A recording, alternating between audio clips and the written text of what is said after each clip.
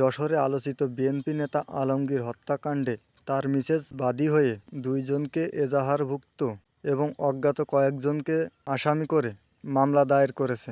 বিস্তারিত ভিডিওতে।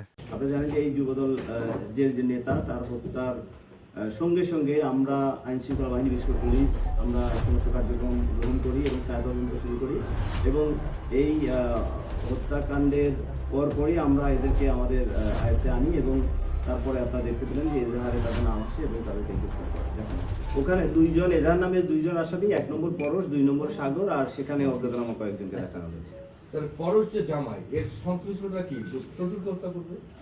এটি আপনি যেটি বলছেন যে এই জামার সঙ্গে আজ থেকে 9-10 বছর পূর্বে তার একমাত্র মেয়ের বিবাহ বন্ধনে তারা আবদ্ধ হয়, সেখানে 2টি বাচ্চাও আছে এবং কয়েক বছর আগে তাদের মধ্যে একবার ডিভোর্স, সেটি হয়তো সামাজিকভাবে রিপেয়ার হয় এবং তাদের পারিবারিকভাবে আমরা জানতে পেরেছি এই জামাই প্রায়, যেহেতু শ্বশুরের ব্যবসা বাণিজ্য ভালো আছে, তাদের কাছে বিভিন্নমুখী চাপ দিতে থাকে যৌতুকের জন্য।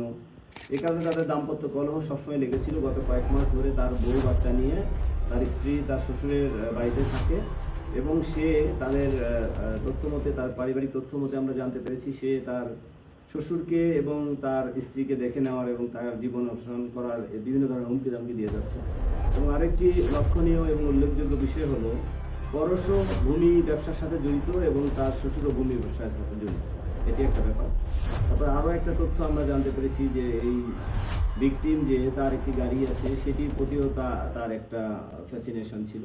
এই অনেকগুলো বিষয় আসলে আমরা সমস্ত অ্যানালিসিস করে এবং যেহেতু ভিকটিমের পরিবারও তাকেই 1 নম্বর আসামি দিয়েছে আপনারা জানেন এবং আমাদের তদন্ত চলছে, আমরা তদন্ত সম্পন্ন হলে আমরা নিশ্চিত হতে পারবো।